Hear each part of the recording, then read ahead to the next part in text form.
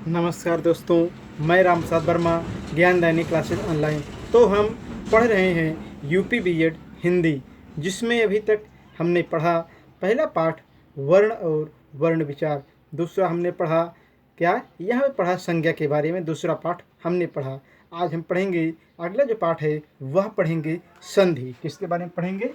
संधि के बारे में हम यहाँ पर पढ़ेंगे। तो आइए हम देखते हैं कि संधि क्या होती है। संधि का मतलब है जोड़। क्या होता है? जोड़ होता है, अथवा इसे हम कह सकते हैं मेल। क्या कह सकते हैं? मेल कह सकते हैं। तो संधि का मतलब है जोड़ अथवा मेल। अब आप कहोगे संधि की परिभाषा क्या है? तो आप कहोगे कि जब यहाँ पर दो वर्ण आपस में जुड़ते हैं, जब यहाँ पर दो वर्ण आपस में जुड़ते हैं तो क्या होता है? तब हमारा संधि का निर्माण होता है। तो देखिए, जब दो वर्ण जुड़ते हैं तब क्या बनता है? तब संधि बनती है। संधि बनती है। जब दो वर्ण जुड़ते हैं तो संधि बनती है या संधि होती है।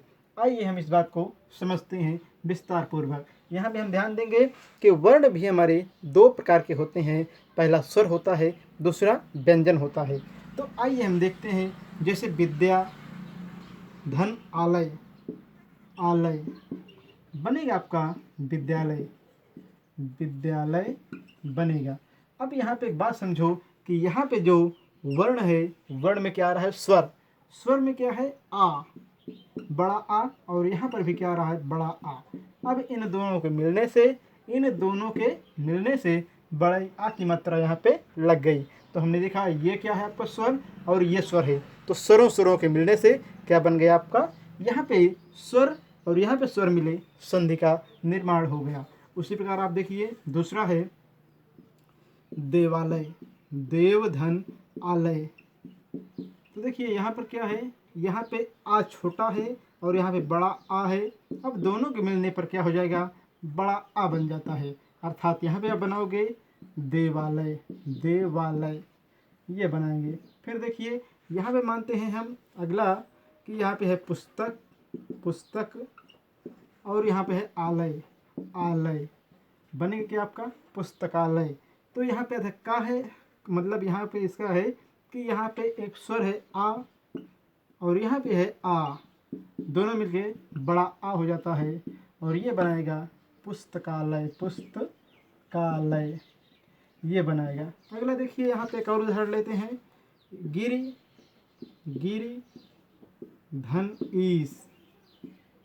धन ईस। नाम क्या होगा? यहाँ पर गिरीश होगा, लेकिन यहाँ पे क्या है? छोटी ई है और यहाँ पे बड़ी ई है, दोनों मिलकर क्या होगा? बड़ी ई हो जाता है। अब यहाँ पे देखेंगे नाम होगा गिरीश। तो हमने इस बात को देखा। आप कहोगे संधि का मतलब है जोड़ या मेल। जब दो वर्ण आपस में जुड़ते हैं तब संधि का निर्माण होता है। एक बात ध्यान देना कि संधि में जो यहाँ पे दो शब्द होते हैं और शब्द के पहले शब्द का आखिरी वर्ण और दूसरे शब्द का प्रथम वर्ण आपस में जुड़ता है। फिर से देखिएगा, जैसे विद्या में क्या है? जो आ लगा है वो पहले शब्द का आखिरी वर्ण है, और जो आलय है, आलय में पहला वर्ण लिया गया है, दूसरे शब्द का पहला वर्ण क्या है? आ है, तो उसे लिया गया है, तब हमारा बना है विद्यालय। तो आप कहेंगे कि संधि में दो शब्द होते हैं, पहले शब्द का आखिरी वर्ण और दूसरे शब्द का पहला वर्ण जुड़ता है तब संधि बनती है। और हमने संधि के इतने उदाहरण को देखा। आइए अब हम देखते हैं कि संधि कितने प्रकार की होती है, उसे विस्तार पूर्वक हम पढ़ते हैं। तो यहाँ पे देखिए एक बात, संधि हमारी 3 प्रकार की होती है। पहली होगी स्वर संधि, दूसरी होगी व्यंजन संधि, तीसरी होगी विसर्ग संधि। तो आइए हम स्वर संधि के बारे में विस्तार पूर्वक समझते हैं। तो हम पढ़ेंगे स्वर संधि। क्या पढ़ेंगे? स्वर संधि को पढ़ेंगे। देखिए, स्वर संधि नाम से ही हमें मालूम पड़ रहा है कि इस प्रकार की संधि में स्वर का क्या होगा? जोड़ होगा या स्वरों का मेल होगा। इस प्रकार की संधि में स्वरों का मेल होगा, मेल होगा होगा।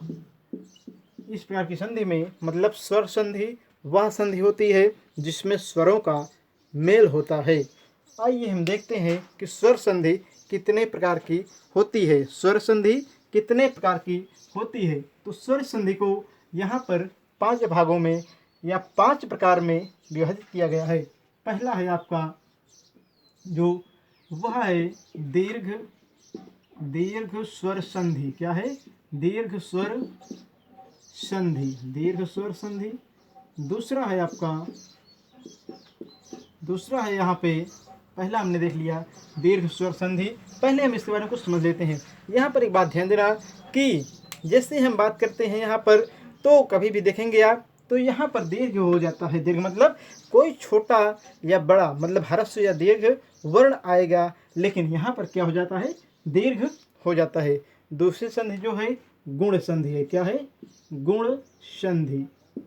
और तीसरी है हमारी यण संधि। क्या है? यण संधि। और चौथी हमारी है वृद्ध संधि। क्या है? वृद्ध संधि। और जो पांचवी संधि है वह हमारी है अयादि संधि। अयादि संधि। तो एक बात ध्यान देना, संधि को यहाँ पर कुल 3 भागों में बांटा गया है। पहला स्वर संधि, दूसरा व्यंजन संधि, तीसरा विसर्ग संधि। लेकिन स्वर संधि को 5 भागों में वर्गीकृत किया गया है। पहला है दीर्घ स्वर संधि, दूसरा है गुण स्वर संधि, तीसरा है आपका यण स्वर संधि, चौथा है वृद्ध स्वर संधि और पांचवा है अयादि स्वर संधि। आइए हम पहली स्वर संधि को विस्तार से पढ़ते हैं, जो है आपका दीर्घ स्वर संधि। क्या है? दीर्घ स्वर संधि।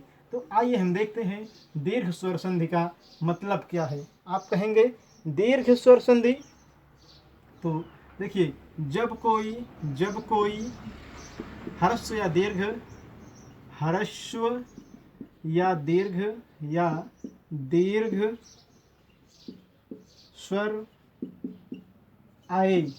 स्वर आए तो उसके स्थान पर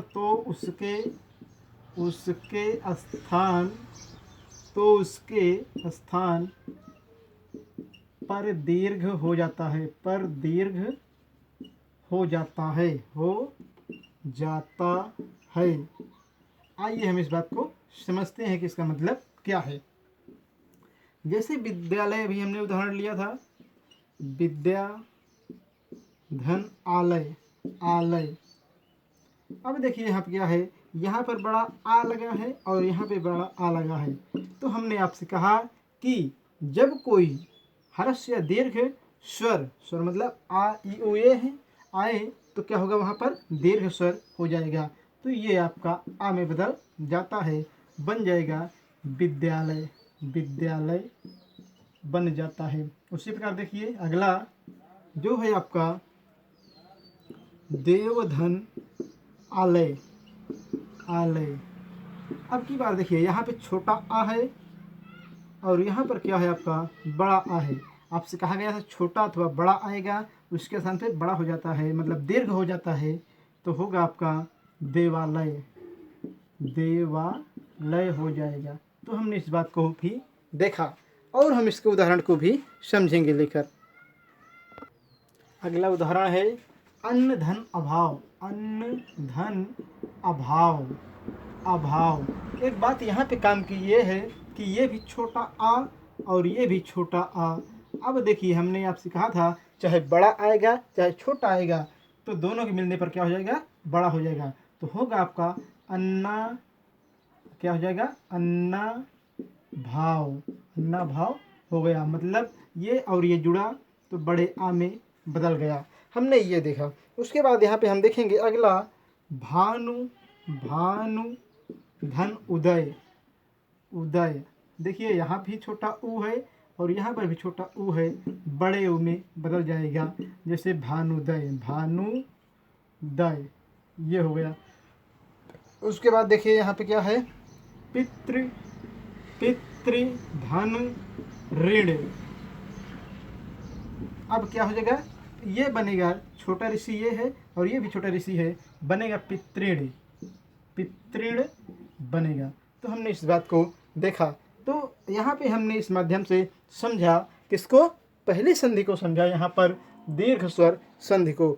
आइए हम इसे ट्रिक के माध्यम से भी समझ लेते हैं ताकि आप लोग को समस्या ना हो। कभी कभी प्रश्न आता है पेपर में कि पहचानिए दीर्घ संधि है या कौन सी इसमें संधि है। तो आइए हम ट्रिक के माध्यम से दीर्घ स्वर संधि को आसानी से पहचानते हैं। जब किसी शब्द के बीचों बीच, जब किसी शब्द के बीचों बीच में आ की मात्रा, मतलब दीर्घ वाले की, ई की मात्रा अथवा ऊ की मात्रा या ऋषि की मात्रा आए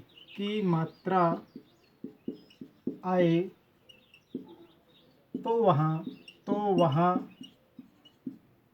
क्या होगा, तो वहाँ दीर्घ स्वर संधि होगी। तो वहाँ दीर्घ स्वर संधि होगी, स्वर संधि होगी।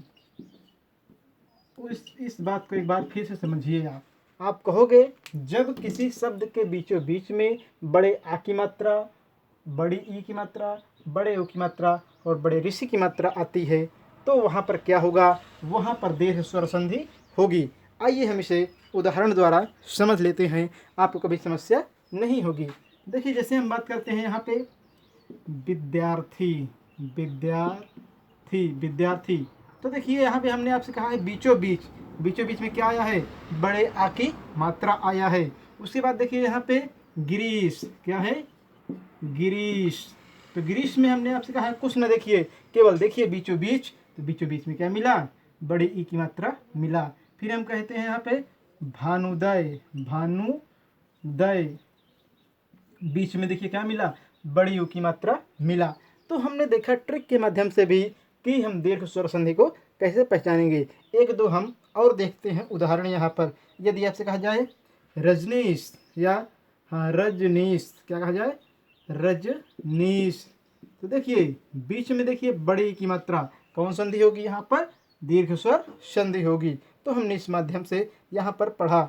अगर कहा जाए आपसे अन्ना भाव या अन्ना भाव, तो यहाँ पे बीच में देखिए क्या है, आपका दीर्घ स्वर संधि है। और इसी प्रकार हम बहुत सारे उदाहरण को ले सकते हैं।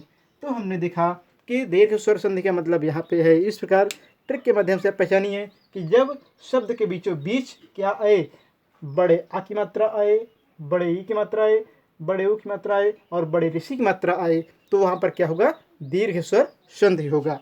आइए हम दूसरी संधि की बात करते हैं जो किसमें आती है, जो स्वर संधि की अंतर्गत आती है। तो अगला हम पढ़ेंगे गुण संधि। ये सबसे महत्वपूर्ण और सबसे आसान, सबसे सरल संधि है। आइए हम इसको समझते हैं। आप कहोगे यदि आ और आ के बाद कोई ह्रस्व या दीर्घ, मतलब छोटा या बड़ा,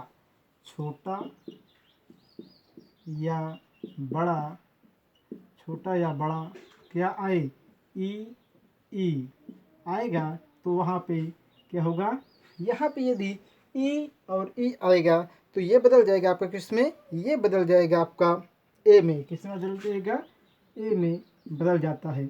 उसी प्रकार यहाँ पे देखिए, उसी प्रकार यदि क्या आएगा आपका, यहाँ पे आएगा ऊ और ऊ, तो ये बदल जाता है आपका ओ में। और ध्यान देना यदि ऋषि आती है तो ये बदलेगी आपकी अर में बदल जाएगी, और यही क्या बदलेगी। और इसके द्वारा जो विकार उत्पन्न होगा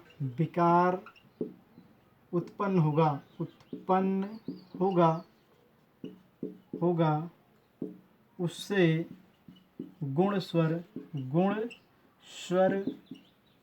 संधि कहते हैं, उसे गुण स्वर संधि कहते हैं। तो हमने इस बात को समझा। एक बार फिर देखिएगा, यदि आ और आ के बाद कोई ह्रस्व या दीर्घ मतलब छोटा या बड़ा, ई और ई हमने दोनों को यहाँ पे ले लिया, छोटा या बड़ा, उसके बाद आएगा तो ए बन जाएगा। उसी प्रकार ऊ और ऊ मतलब चाहे छोटा ऊ चाहे बड़ा ऊ आएगा, ओ बन जाएगा, और ऋषि आएगा चाहे छोटा चाहे बड़ा, तो क्या होगा, अर हो जाएगा। हमने इसको लिया और इसके द्वारा जो विकार उत्पन्न होगा, मतलब इन सभी परिवर्तन के परिणाम स्वरूप जो विकार उत्पन्न होगा उसे हम क्या कहेंगे, गुण स्वर संधि कहेंगे। आइए हम इसे एक ट्रिक भी लेते हैं, लेकिन ट्रिक को हम बाद में चर्चा करेंगे। पहले उदाहरण यहाँ पर लेते हैं जिसके द्वारा आपको आसानी से समझ में आ जाएगा। तो यहाँ पे है सुर धन इंद्र, सुर धन इंद्र, इंद्र। तो देखिए सुर धन इंद्र, यहाँ पे क्या है, रा मतलब आ आया है और ये ई है, तो हमने कहा क्या हो जाएगा, ये बदल जाएगा ए में, तो बनेगा सुरेंद्र, सुरेंद्र। उसी प्रकार महाधन इंद्र, दूसरा महाधन इंद्र, इंद्र ऐसे लिखिए, महाधन इंद्र, ये होगा महेंद्र, क्या होगा, महेंद्र में बदल जाएगा। देखिए यहाँ पे बड़ा आ हमने कहा, चाहे छोटा आ चाहे बड़ा आ है, उसके बाद है ये क्या है, ई आई है, तो ये किस में बदल जाएगा, ये बदल जाएगा आपका इसमें बदल जाएगा आपका ए में बदल जाएगा, ए में बदल जाता है। इसको हमने देखा। उसी प्रकार देखिए यहाँ पे और भी है, सूर्य धन उदय, सूर्य धन उदय, उदय क्या होगा, सूर्योदय, सूर्योदय हो जाएगा, सूर्योदय हो जाएगा। देखिए यहाँ पे क्या है, आ और फिर ऊ आया है, तो ये बनाएगा, क्या बनाएगा आपका, ये बनाएगा ओ, बनाएगा ओ को बनाएगा। हमने इस बात को यहाँ पे देखा। इसके साथ ही साथ यहाँ पे और भी उदाहरण है, जैसे यहाँ पे है महाधन उदय, महाधन उदय, उदय क्या होगा, महोदय, महोदय, महोदय ये होगा। यहाँ पे एक बात समझो, ये बड़ा आ है और यहाँ पे क्या है, ऊ है, ये बनेगा ओ, तो क्या बना लिया, महोदय, ये बना लिया। तो हमने यहाँ पे आपसे जो कहा वही बातें यहाँ पे सामने आई, और इसके माध्यम से हमने देख लिया कि यहाँ पे कौन संधि है। यहाँ पे जो संधि है आपकी, ये गुण संधि का उदाहरण है। आइए हम इसे ट्रिक के माध्यम से भी समझते हैं। गुण संधि को ट्रिक के माध्यम से जो समझने का तरीका है वह सबसे आसान और इंटरेस्टिंग है। आइए हम समझते हैं गुण संधि को ट्रिक के माध्यम से। तो देखिए ट्रिक के माध्यम से इसे हम कैसे समझेंगे। एक बात ध्यान देना, शब्दों के रहेगा, शब्दों के ही बीचों बीच, क्या होगा, शब्दों के बीचों बीच, बीचों बीच, शब्दों के बीचों बीच आपको देखना है, बीचों बीच में, सॉरी बीच में आपको देखना है कि ए की मात्रा क्या होगी, ए की मात्रा होगी अथवा ओ की मात्रा, किसकी मात्रा होगी, ओ की मात्रा होगी। तो ध्यान देना, ट्रिक ये है, शब्दों के बीचों बीच में क्या होगी, या तो किसकी मात्रा होगी, ए की मात्रा होगी अथवा ओ की मात्रा होगी, अथवा क्या होगी, यहाँ पे ऋषि की मात्रा होगी, मतलब अर होगा। अगर ऐसा आपको मिलता है तो ये किसका उदाहरण है, ये गुण स्वर संधि का उदाहरण है। आइए हम इसे समझते हैं। कैसे आप कहोगे, तो देखिए यहाँ पे है रमेश, रमेश, यहाँ पर देखिए क्या मिला, ये रमेश है, यहाँ पे बीचों बीच में मिला आपको ए की मात्रा। उसके बाद हम कहते हैं दूसरा उदाहरण गणेश, यहाँ पर भी क्या है आपका, ये उदाहरण मिला कि इसमें ए की मात्रा है। उसके बाद यहाँ पे देखते हैं आप सूर्योदय, सूर्योदय, कौन सी मात्रा मिली, यहाँ पे ओ की मात्रा मिली, महोदय, महोदय, यहाँ पे क्या मिला, ओ की मात्रा मिली। तो इन सभी उदाहरणों को हम ट्रिक के भी माध्यम से समझ सकते हैं कि इसमें क्या है, गुण संधि है, समाहित है, या इसमें गुण संधि है। आइए और हम देखते हैं इसमें अगला है आपका देवर्षि। देवर्षि, तो हमने कहा है कि ऋषि की मात्रा मतलब उड़ंकुर मिलेगा यहाँ पर, इसे हम उड़ंकुर कहते हैं, ये मिलेगा यहाँ पर, तो इसको भी ध्यान देना पड़ेगा आपको। ये इसके माध्यम से देखा। अगला है आपका, यहाँ पे देखिए एक है आपका महेंद्र हो गया, गंगे, हाँ यहाँ पे आप लिख सकते हैं महेंद्र हो गया, ये हो गया आपका। और उसके बाद यहाँ पे एक उदाहरण और ले सकते हैं, देवेश। देवेश, यहाँ पे बीच में क्या मिला, ए की मात्रा मिली। इस प्रकार हमने देखा कि यदि हमें गुण संधि पहचानना पड़ेगा तो हम कहेंगे शब्द के बीचों बीच में क्या होगा, या तो ए की मात्रा होगी, या तो किसकी, ओ की मात्रा होगी, अथवा अर होगा, मतलब उड़ंकु रा होगा, तो क्या होगा आपका गुण संधि होगा। आइए हम देखते हैं कि अगली स्वर संधि कौन सी है। आइए हम देखते हैं अगली जो संधि है वह है वृद्धि स्वर संधि। क्या है, वृद्धि, वृद्धि स्वर संधि। आइए हम इसको भी समझते हैं। आप कहोगे इसका मतलब क्या है। पहले आइए हम इसे आसानी से ट्रिक के माध्यम से समझते हैं, उसके बाद हम पढ़ेंगे परिभाषा के द्वारा। तो आप कहोगे कि वृद्धि संधि को ट्रिक के माध्यम से पकड़ने का तरीका यह है। ट्रिक यहाँ पर यह है कि शब्दों के बीचों बीच, एक बात ध्यान देना रहेगा, तो शब्दों के बीचों बीच में, तो शब्दों के बीचों बीच,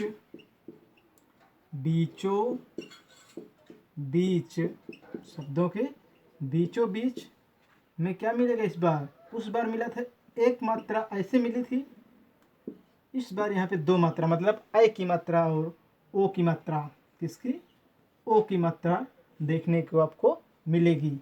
अथवा यहाँ पे यही कंडीशन मिलेगी तो आप कहोगे ट्रिक यहाँ पे शब्दों के बीचों बीच ए अथवा ओ की मात्रा देखने को मिलेगी। आइए हम इसे समझते हैं कैसे मिलेगी। तो जैसे देखिए मत्तैक, क्या है, मत्तैक, देखिए बीच में क्या मिला, आई की मात्रा।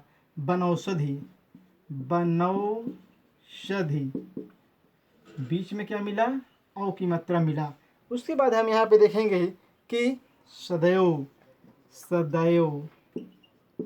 क्या देखा हमने, सदैव, सदाधन ए होता है, बीच में आई की मात्रा हमको मिली। उसके बाद देखिए यहाँ पे है आपका परमौषधि,